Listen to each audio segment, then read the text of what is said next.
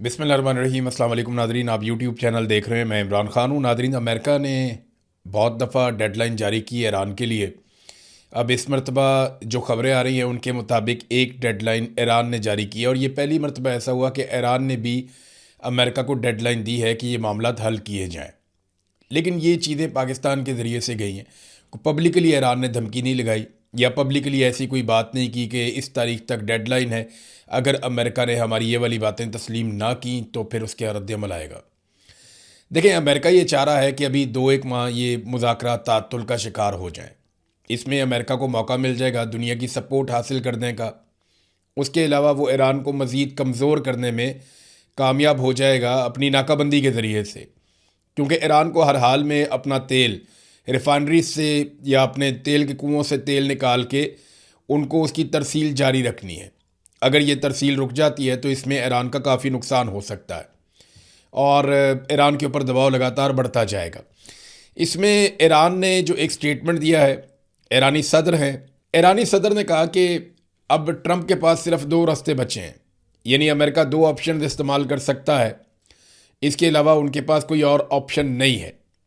बड़ी महदूद ऑप्शन हैं अमेरिका के पास। तो 2 में से एक रास्ते का उन्हें इंतखाब करना पड़ेगा, या तो एक नामुमकिन फौजी ऑपरेशन या फिर ईरान के साथ एक ख़राब मुआहदा, यानी एक ऐसा मुआहदा जो अमेरिका को ज़्यादा पसंद नहीं होगा, या फिर एक खौफनाक फौजी ऑपरेशन करना पड़ेगा जिसके कुछ भी नताइज हो सकते हैं। लेकिन 2 ही चीज़ें हैं ना। अमेरिका ने अभी जो हाल ही में ट्रंप ने ब्रीफिंग ली है सेंटकॉम कमांडर से, और उसके बाद सेंटकॉम कमांडर ने इसराइल से भी रब्ता किया, उसके बाद खलीजी ख़ित्ते में भी वो पहुंच गए हैं। तो वो तो लड़ाई का ऑप्शन है। लड़ाई के ऑप्शन में अब ईरान के हाथ तो नहीं बांधे जा सकते। आज़ाद ज़राए के मुताबिक ईरान के पास अब भी उनके आधे के करीब असासे मौजूद हैं जिनको वो चला सकते हैं या जिन हथियारों को वो इस्तेमाल कर सकते हैं। और दूसरी खबर ये है कि अमेरिका ने अपनी कुव्वत को कई गुना बढ़ा दिया है मिडल ईस्ट में, यानी इनका भी हमला शदीद होगा। लेकिन हमें एक बात याद रखनी पड़ेगी कि जितनी ज़्यादा अमेरिका की एग्जिस्टेंस होगी मिडल ईस्ट में, उतने ज़्यादा टारगेट्स भी होंगे ईरान के पास।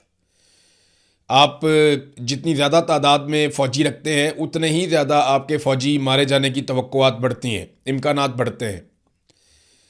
लिहाजा अमेरिका के लिए इतना आसान नहीं रहेगा। तो ईरान ने कहा कि 2 ही ऑप्शन है, या तो आप एक मुश्किल तरीन नामुमकिन तरीन ऑपरेशन में चले जाएं, आप कोशिश करें कि ईरान से यूरेनियम उठा के ले जाएं, आप कोशिश करें कि आप आबनाए हुर्मुज़ के ऊपर मुकम्मल तौर पे कब्ज़ा कर लें। ये चीज़ें अगर आप करते हैं और एक बड़ी जंग आप ईरान के साथ शुरू करते हैं, तो वो आप शुरू करेंगे तो ख़त्म तो आप अपनी मर्ज़ी से नहीं कर पाएंगे। तो ये एक मुश्किल ऑप्शन है। दूसरा ऑप्शन ये है कि अमेरिका मैदान जंग में जो चीज़ें नहीं जीत पाया उन्हें टेबल पे जीतने की ज़िद छोड़ दे और एक ऐसा मुआहदा कर ले जो अमेरिकन की नज़र के अंदर थोड़ा ख़राब मुआहदा है। अब ये जो मुआहदा है इसके हवाले से कुछ मुतालबात सर्कुलेट कर रहे हैं। ईरान की जो सरकार से जुड़ी हुई तस्नीम न्यूज़ एजेंसी है, उन्होंने ये खबर दी है कि ईरान ने पाकिस्तान के ज़रिए से वाशिंगटन को जो तजावीज़ पहुंचाई हैं इनमें 14 नकात हैं, यानी 14 ऐसी चीज़ें हैं जो ईरान ने अमेरिका के सामने रखी। इनमें ख़ास चीज़ें कुछ सामने भी आ गई हैं। यानी एक तो ये है कि दोबारा हमले से दूर रहने की ज़मानत देनी पड़ेगी, ईरान के गिरदोनवाज से अमरीकी फ़ौजियों का इनखला, बहरी नाकाबंदी का ख़ात्मा, ईरान के मुंजमद असासों की बहाली, जंग की वजह से होने वाले नुकसान के हर्जाने की अदायगी, ईरान पर हर किस्म की पाबंदियों का ख़ात्मा, लबनान समेत तमाम महाज़ों पर जंग का इख्तिताम और आबनाए हुर्मुज़ के लिए एक नया तरीक़ाकार। ये वो उमूर हैं उन 14 निकात के अंदर जिनमें ईरान ने तजावीज़ भिजवाई हैं अमेरिका को पाकिस्तान के ज़रिए से। तो ये वो चीज़ें जो पहले दिन से ईरान कह रहा है। इसका मतलब है कि ईरान अपने मौक़िफ़ से पीछे नहीं हटा। जहाँ तक मामला है यूरेनियम की और ईरान के एटमी सलाहियत बनने का, यानी ईरान की एटमी धमाका या एटमी तजर्बा ना कर ले, उसके बाद एक मुसीबत पड़ जाएगी इसराइल को और अमेरिका को। तो उससे बचने के लिए ईरान ने कहा जी कि आप हमारे साथ मुज़ाकरात कर लें, मामला लंबा लेकर चलना है, लंबा लेकर चलें। कुछ गारंटीज़ मांगी जाती हैं 20 साल के लिए, कुछ 10 साल के लिए, कुछ 15 साल के लिए, कोई 5 साल की बात करता है कि ये मुआहदा किया जा सकता है। अब अमेरिका को ना ये सारी चीज़ें वारा नहीं खाती। यानी ये तो वो सारा कुछ है जो आयतुल्लाह अली खामनाई की ज़िंदगी में भी हासिल किया जा सकता था। देखें ना, आपने हुर्मुज़ पे ईरान का कंट्रोल नहीं था, ईरान बातचीत के लिए तैयार था और अमेरिका के साथ ईरान के मुज़ाकरात चल रहे थे, आलमी सहूलतकार भी बीच में मौजूद थे, तो चीज़ें तो नॉर्मल हो रही थी। और अब आपने हुर्मुज़ पे कंट्रोल करके उसका तरीक़ाकार बदलवा कर अमेरिका ने हासिल क्या किया? अगर वही सारी चीज़ें हासिल करनी है तो ईरान इस लड़ाई में 4-5 कदम आगे चला गया है। पहले जहां पे ईरान खड़ा था और अमेरिका खड़ा था, ईरान एक कदम पीछे हटने के लिए तैयार था। अब ईरान 4-5 कदम आगे चला गया है। अब अगर वो पीछे हटता भी है तो माजी की पोजीशन से तो आगे ही रहेगा। ये है अमेरिका के लिए प्रॉब्लम। और अमेरिका में बड़ा मसला यह है कि वहां के लोगों का दिमाग काम करता है, बिला वजह सुपर पावर तो नहीं बने। वहां के लोग जो है वो शऊर वाले लोग हैं, तो उनका मीडिया भी आज़ाद है। जब वो इसके ऊपर एनालिसिस करेंगे तो डोनाल्ड ट्रंप को धोकर रख देंगे कि तुमने 2 महीने लड़ाई की, हासिल क्या किया, अमेरिकन को मिला क्या, दुनिया को क्या मिला इस लड़ाई में। और नेतन्याहू के लिए लड़ाई करके इसराइल, अब यही प्रॉब्लम नेतन्याहू के साथ आएगा। नेतन्याहू अपनी शर्मिंदगी मिटाने के लिए फटाफट लबनान पे चढ़ दौड़े हैं कि हमारी लड़ाई तो यहां पे चल रही है। अब वो तो लड़ाई को कंटिन्यू रख सकता है, अमेरिका कहां पे लड़ेगा? तो डोनाल्ड ट्रंप ने दूसरा रास्ता निकाला हुआ है कि वापसी पे क्यूबा पे कब्जा कर लूंगा मैं और उसके बाद ग्रीनलैंड की तरफ मैं जाऊंगा। लेकिन इससे अमेरिका के इत्तेहादी दूर होते चले जाएंगे, अमेरिका कमजोर होगा इन चीजों से। चीन ने वादे तौर पे अमेरिकी पाबंदियों को मुस्तरद कर दिया। बड़ा क्लियर स्टेटमेंट आया चाइना का। अमेरिका ने पाबंदियां लगाई थी कि ईरान से तेल लेने पर बहुत सारी चीनी कंपनियां, उनके ऊपर अमेरिका ने कहा जी हमारी तरफ से पाबंदियां हैं, ये काम नहीं करेंगी, इनके साथ कोई काम नहीं करेगा, हम जनाब ये कर देंगे वो कर देंगे। उन्होंने बहुत सख्त अहकाम जारी किए थे। अब इस पे चाइना ने वादे तौर पे अमेरिकी पाबंदियों को मुस्तरद करते हुए अपने मुल्क में अहकाम जारी कर दिए हैं कि ये कंपनियां और जहाज रूटीन के मुताबिक अपना काम करेंगे, इनके साथ ताउन बिल्कुल कोई बंद नहीं करेगा। ये पाबंदियां गैर कानूनी और अपने दायरे इख्तियार से तजावज़ हैं जो अमेरिका ने किया। चीन ईरान से अपनी तेल की तिजारत पर कायम रहेगा और अमेरिकी दबाव को कबूल नहीं करेगा। ये नाज़रीन एक बड़ा झटका है अमेरिका को, यानी तजारती जंग शुरू हो चुकी है। ये तो बड़े अरसे से चल रही है, लेकिन इस रीजन में अब तेल की कीमतें बढ़ने के बाद, आपने हुर्मुज़ की बंदिश के बाद या मिडिल ईस्ट में एक जंग छेड़ने के बाद तजारती जंग चाइना और अमेरिका के बीच में शुरू हो चुकी है। ये चाइना के सर्वाइवल का मामला है। चाइना को हर हाल में फ्यूल अपने मुल्क में लेकर जाना है, उसके बगैर उसका गुजारा नहीं है। जंग के बाद नाजरीन एनर्जी की कीमतें बढ़ रही हैं, लेकिन सबसे ज़्यादा एनर्जी की कीमतें जो बढ़ी हैं पूरी दुनिया में, वो पाकिस्तान के अंदर बढ़ी हैं। पाकिस्तान ने इसको अपना माशी खसारा पूरा करने का एक बहाना बना लिया कि जनाब जंग लगी हुई है, ये भी दे दो, वो भी दे दो, वो भी दे दो, वो भी दे दो। तो जंग के बहाने वो आवाम की जेबें काट रहे हैं। दुनिया ने जंग के दौरान अपने अपने शहरियों को सहूलत दी, दुनिया ने रिलीफ दिया अपने शहरियों को, टैक्सेस में कमी की। पाकिस्तान एक ऐसा मुल्क है जिसने जंग के बहाने टैक्सेस को दुगने से ज़्यादा कर दिया, और वो सिर्फ इसलिए किया कि ये मौका है लोगों की जेबें काटने का। इकॉनमी तो वैसे भी नहीं चल रही। पाकिस्तान की सरकार के पास, फील्ड मार्शल आसिम मुनीर के पास किसी किस्म का कोई ऐसा मुआशी मनसूबा नहीं है जो पाकिस्तान को मौजूदा बदतरीन मुआशी हालात से निकाल पाए। अब जब वो नहीं निकाल पा रहे तो उनके पास रास्ता क्या है कि बिजली पे पैसे कमाओ, गैस पे पैसे कमाओ, पेट्रोल पे पैसे कमाओ, या लोगों से इतने टैक्सेस ले लो, तनख्वाहदार तबके को कुचल के रख दो, इतने टैक्सेस ले लो कि कुछ ना कुछ करके आप अपना खसारा पूरा करने की कोशिश करें और बड़े पैमाने पर कर्जे भी लें, जिसका रिकॉर्ड इन्होंने तोड़ दिया। यानी पाकिस्तान ने, जब से पाकिस्तान बना तब से लेकर अब तक जितना कर्जा लिया, उतना कर्जा फील्ड मार्शल आसिम मुनीर ने आने के बाद ले लिया। यानी ये 4 सालों के अंदर उतना कर्जा पाकिस्तान ले चुका है। ये पाकिस्तान के साथ हुआ। तो जंगबंदी के बाद जो एनर्जी की कीमतें सबसे ज़्यादा पाकिस्तान में बढ़ी हैं, और पेट्रोल जो है वो उस पर 44%, को डीजल 85%, और बिजली के ऊपर कोई 35%, और गैस के ऊपर भी इसी तरह कीमतों में इजाफा लगातार होता चला जा रहा है और अभी मजीद इजाफा होगा। अभी ये जो जुम्मा आने वाला है, ये जो नेक्स्ट अब जुम्मा आएगा, आज क्योंकि संडे है तो जुम्मे वाले दिन क्या होगा, आवाम पर मजीद लेवी थोपने का इम्कान है कि आवाम को मजीद लेवी अदा करनी पड़ेगी। देखिए IMF का पाकिस्तान पे बड़ा बोझ है। वो कहते जी पैसे कमाओ, पाकिस्तान पैसे कमा नहीं पा रहा। वो कहते जी खसारा पूरा करो, इसके लिए यहाँ टैक्स लगाओ, वहाँ टैक्स लगाओ, वहाँ टैक्स लगाओ। पाकिस्तान की गवर्नमेंट जो भी IMF कहता है वो करती है और करने पर मजबूर है। वजह यह है कि इनके पास किसी किस्म का कोई माशी प्लान नहीं है, इन हालात से निकलने का कोई रास्ता नहीं है। लिहाजा इन्हें आईएमएफ की हर बात माननी पड़ेगी। अपने तरक्याती मनसूबे बंद कर दो, हम कर देते हैं। डैम बनाना बंद कर दो, हम बंद कर देते हैं। फलाने फलाने प्रोजेक्ट सड़कों के वो भी बंद कर दो, हम बंद कर देते हैं। बड़े बड़े यूनिवर्सिटीज, अस्पताल ये बनाना बंद कर दो, हम बंद कर देते हैं। हम इसलिए बंद करते हैं कि हमारे पास पैसा नहीं है और आईएमएफ को पता है कि ये पैसा लगाएंगे तो वापस कहां से करेंगे। हाँ, जो चीजें हम बंद नहीं करते वो कौन सी चीजें हैं? हम अय्याशी बंद नहीं करते, बड़ी बड़ी गाड़ियां, बड़े बड़े जहाज, ये चीजें खरीदना हम बंद नहीं करते। कमरुज़्ज़मान कायरा साहब ने एक स्टेटमेंट दिया, ये स्टेटमेंट मैं आपको जरूर सुनाना चाहूंगा। उन्होंने कहा अगर हुकूमत ने पेट्रोलियम लेवी बढ़ाई है, टैक्स बढ़ाकर कीमतों में 60% इजाफा किया है, तो क्या यह पैसा किसी इंडिविजुअल की जेब में गया है, किसी एक आदमी की जेब में गया है, या कौमी खजाने में गया? अगर कौमी खजाने में गया तो वो कौम के ही काम आ रहा है। ये एक अजीब बात बताई कमरुज़्ज़मान कायरा साहब ने कि कौमी खजाने में जाने वाला पैसा कौम के काम आता है। कायरा साहब, कौमी खजाने में जो पैसा जाता है उससे लग्जरी जहाज लिए जाते हैं। कौमी खजाने में जो पैसा जाता है उससे हुक्मरान अय्याशी करते हैं। कौमी खजाने में जो पैसा जाता है उसको अल्ले तलल्लों के लिए इस्तेमाल किया जाता है। कौमी खजाने में जो पैसा जाता है उसमें एमएनएस को स्कीम्स दी जाती हैं जिनमें सब लोग कमीशन खाते हैं। कौमी खजाने में अगर पैसा जमा करना है तो लोगों का सारा कुछ निचोड़ के ला के आप कौमी खजाने में जमा कर लें। आम आदमी को उसमें क्या मिलता है? ना पाकिस्तान में आम आदमी को तहफ़्फ़ुज़ मिलता है, ना तालीम मिलती है, ना सेहत मिलती है, ना आम आदमी को पाकिस्तान में बुनियादी ज़रूरियात ज़िंदगी मिलती हैं। तो कौमी खजाना अगर भर रहा है या आप पैसा कौमी खजाने में लेकर जा रहे हैं तो पाकिस्तान में गुर्बत में इजाफा क्यों होता चला जा रहा है? 44.7% पाकिस्तानी डेटा के मुताबिक गुर्बत की लकीर से नीचे ज़िंदगी गुजार रहे हैं और आप जेबें काट कर कौमी खजाने में पैसा इकट्ठा कर रहे हैं। तो ये जो कौमी खजाने में पैसा जाता है, कायरा साहब को लगता है कि ये कौम के काम आ रहा है। नहीं, ये उन लीडरों के काम आ रहा है जो कौम पर पाकिस्तान की मिलिट्री एस्टेब्लिशमेंट ने मुसल्लत कर दिए हैं। आज सहाफ़त का आलमी दिन है नाज़रीन। जिन ममालिक में सहाफ़त के बदतरीन हालात हैं ना, उनमें से एक पाकिस्तान भी है।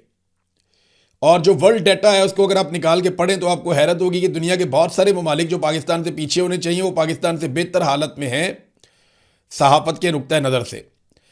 सहाफ़ियों को नौकरियों से निकालना, उनके ऊपर मुकदमात बनाना, उन्हें गिरफ्तार करना, उन पर तशद्दुद करना, उन्हें कत्ल करना, उन्हें लापता करना, उन्हें दबाव में डाले रखना, उन्हें धमकियाँ देना, उन्हें हरासा करना पाकिस्तान में एक मामूल की चीज़ बन चुकी है। मिलिट्री एस्टेब्लिशमेंट के किसी जूनियर ऑफिसर का फ़ोन आता है और वो अपने से कई गुना ज़्यादा पढ़े लिखे सहाफ़ी को जो डेस्क पे बैठा हुआ है उसको झाड़ पिला देता है। मीडिया मालिकान जो हैं वो बेचारे तंग हैं। एक मीडिया चैनल के मालिक ने मुझे कहा कि हमने ये काम इज्जत के लिए किया था। तो इमरान साहब, इसमें तो इज्जत ही कोई नहीं है। मेरा तो दिल करता है कि मैं बेच बाच के छोड़ दूं ये काम। इसमें तो हम ये सोचते थे कि ये इज्जत वाला काम है, लेकिन ये तो बहुत बेइज्जत करते हैं। 2 टके का ऑफिसर उठता है, उठ के गालियां देता है और बदतमीजी करता है।